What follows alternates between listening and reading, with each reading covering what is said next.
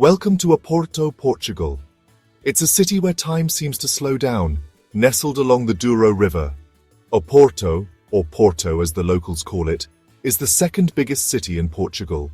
It's a truly special place that captures the hearts of everyone who visits. The best way to explore Oporto is on foot, happily wandering through its maze of narrow cobblestone streets. Every turn reveals something new and exciting. A beautiful tiled building, a charming cafe, or a stunning view of the river. The Ribeira district, a UNESCO World Heritage site, is a maze of tiny streets with colourful houses.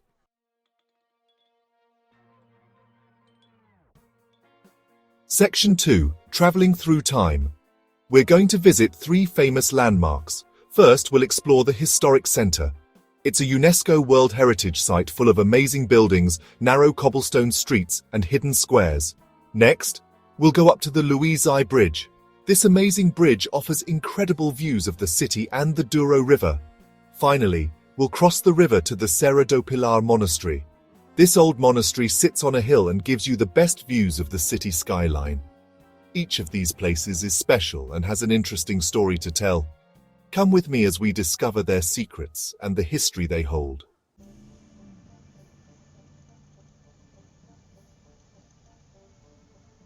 Section 1. A mix of history. The Historic Centre of Oporto is a UNESCO World Heritage site. It's a fascinating mix of different building styles, showing the city's rich history. The Romans were some of the first people to leave their mark here. Centuries later, the Moors came to the Iberian Peninsula, changing its architecture and culture. Then, the Reconquista brought even more changes, which you can see in the grand Baroque churches and fancy mansions.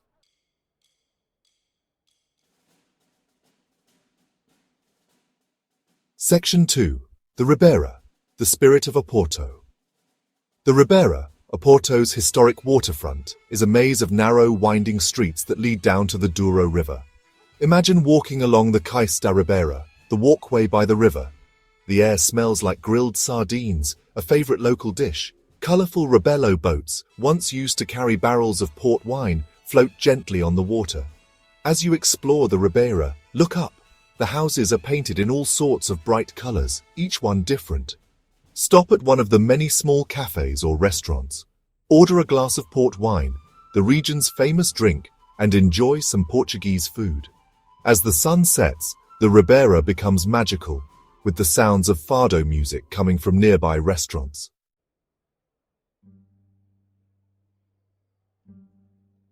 You can't visit Oporto's historic centre without seeing the Igreja de São Francisco, a church that shows how the city mixes different building styles. From the outside, the church looks simple. Its Gothic style is very different from the fancy Baroque style inside. Step inside and you'll be amazed. The inside is covered in gold wood carvings, showing how rich people were in the 1600s and 1700s. The church's altarpiece about the Tree of Jesse is a masterpiece of gold wood carving. Under the church are catacombs, where people were once buried.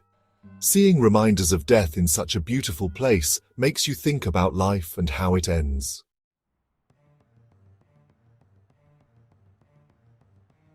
Let's leave the historic centre for a bit and go to the Douro River. Here we'll see a different kind of amazing building, the Luiz I Bridge. This famous bridge is a symbol of Oporto's growth and big plans. It connects the city centre to Vila Nova de Gaia, where the port wine cellars are. Finished in 1886, the Luiz I Bridge shows how clever people were back then. Designed by Theophile Seyrig, a student of the famous Gustave Eiffel, the bridge is a masterpiece of ironwork. Its huge arch, over 560 feet wide, was amazing back then and still is today.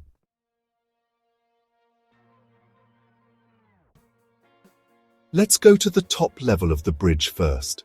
As you walk onto the bridge, feel the wind blowing through the iron, carrying the smell of the salty air and the sweet smell of port wine from the nearby cellars. The view is amazing. Looking north, you'll see the historic centre spread out like a colourful blanket.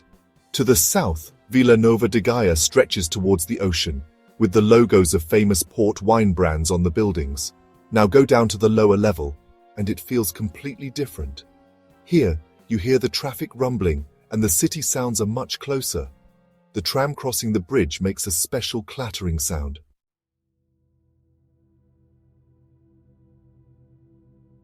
The Luiz I Bridge is more than just a way to cross the Douro River. It shows Oporto's progress and connection to the world. Before the bridge, crossing the river took a long time, usually by ferry. The bridge made transportation much easier, connecting the city centre to the port wine cellars in Vila Nova de Gaia and helping the economy grow. As you stand on the bridge, think about all the people who have crossed it over the years. It connects Oporto's past, present and future. The Luiz I Bridge shows how clever people are and how special Oporto is.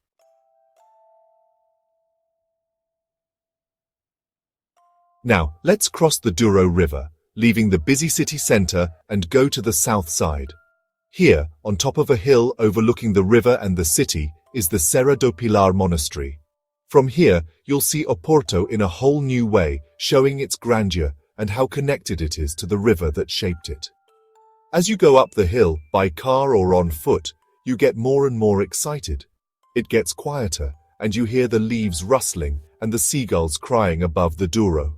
Then you turn a corner and there it is, the Serra do Pilar Monastery, shining in the sunlight.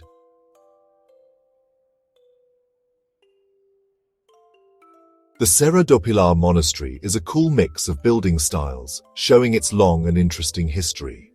The monastery is from the 1500s, but its most impressive part, the round church, is a Renaissance masterpiece. Step inside the round church, and you'll feel a sense of balance and peace. Sunlight shines through the windows, lighting up the white walls and the intricately carved altarpiece. The round shape of the church makes you feel like you're at the center of something holy and timeless. Step outside onto the terrace, and you'll see why people have loved this spot for centuries.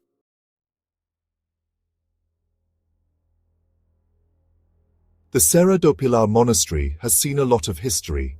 Built in 1538, where a small chapel dedicated to Our Lady of Pilar once stood, the monastery has had many different uses over the years, its story connected to Oporto's story. For many years, the monastery was a quiet place, home to Augustinian monks who prayed and studied.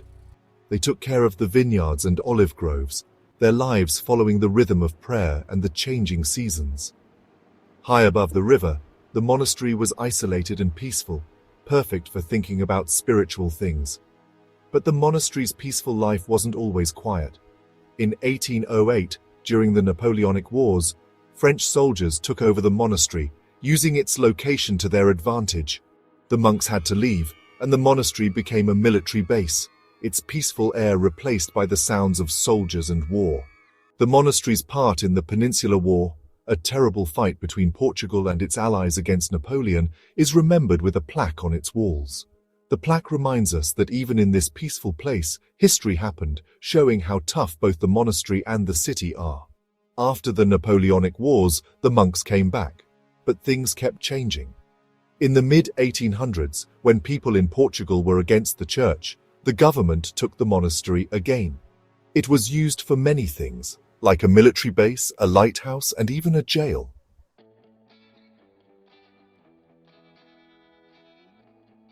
We've explored Oporto, from the old streets of the historic centre to the high Luiz I Bridge and the peaceful Serra do Pilar Monastery. Now, let's think about these landmarks together and how they make Oporto's heritage so special. Imagine these landmarks could talk. The historic centre, with its maze of cobbled streets and old buildings, would whisper stories of Roman emperors, Moorish conquerors, and rich traders.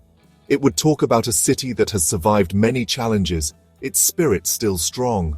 The Luiz I Bridge, with its elegant iron arches over the Douro River, would talk about progress, new ideas, and how clever people are. It would tell of a city wanting to connect with the world, to try new things. Its iron parts would hum with the energy of many journeys, connecting lives and dreams. And the Serra do Pilar Monastery, high on its hill like a wise old person, would tell a bigger story, about the city's exciting past and hopeful future.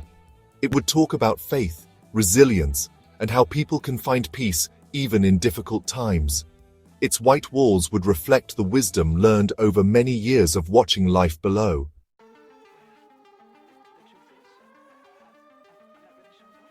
These three landmarks together show the true spirit of Oporto. They are not just places for tourists, but living parts of the city's history, its values, and its dreams. The historic centre is Oporto's soul, its ancient roots, and its enduring spirit. It's a place where the past feels alive. The Luiz I Bridge represents Oporto's energy, its openness to progress and the world. It's a symbol of the city's ambition, its ability to overcome challenges and build a better future. And the Serra do Pilar Monastery represents Oporto's spiritual side, its ability to think, be strong, and find peace in the middle of busy life. It reminds us that even in a lively city like Oporto, there are quiet places to find peace. These three landmarks, though different in style and history, are connected by the Douro River.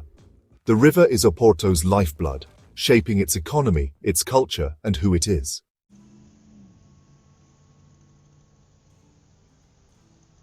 The Douro River, flowing from Spain to the Atlantic Ocean, is more than just a river. It's Oporto's lifeblood. For centuries, the river has been important, connecting the city to the world, helping trade, and inspiring artists. The historic centre, with its Ribeira district on the riverbanks, shows Oporto's close relationship with the Douro. The narrow streets and colourful houses seem to grow right out of the water, showing how the city depends on the river. The Luiz I Bridge, with its iron arches over the Douro, shows Oporto's desire to overcome obstacles and connect with the world. The bridge shows human ingenuity, how people can build amazing things. And the Serra do Pilar Monastery, on its hill watching over the river, is like a silent guardian, protecting the Douro and the city. It reminds us that even as Oporto becomes modern, it remembers its past, its roots along the river. These three landmarks each show the spirit of the Douro River, its strength, resilience, beauty, and how it inspires. They are guardians of the river's soul, ensuring its legacy continues in Oporto.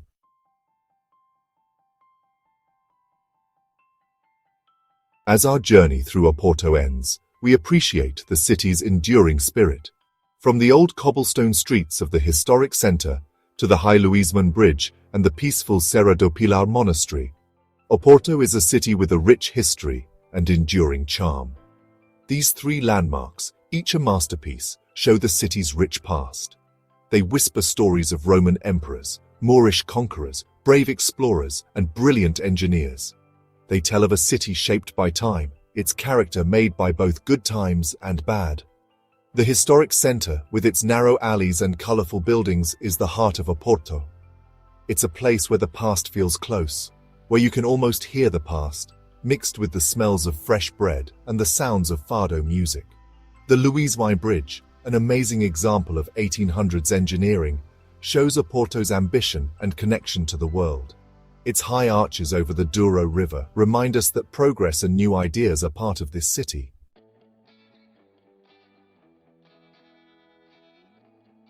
And the Serra do Pilar Monastery, high on its hill, gives us a wider view showing both the city's exciting past and hopeful future.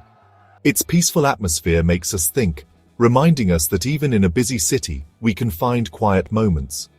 Protecting these landmarks isn't just about keeping the buildings standing, it's about protecting the spirit of Oporto. It's about making sure future generations can experience the same wonder and connection that we have felt. It's about protecting the stories held within their stones and steel, the artistry of their design, and the history they represent. It's about understanding that these landmarks are not just tourist attractions, but living parts of Oporto's history, its values, and its dreams. As we say goodbye to Oporto, we understand how important it is to protect our shared history. By protecting these landmarks, we are not just protecting the past, we are building the future, making sure Oporto continues to inspire and amaze people for years to come. Let's all do our part, as travelers and as citizens, to help protect these special treasures, so that the spirit of Oporto continues to shine brightly for centuries to come.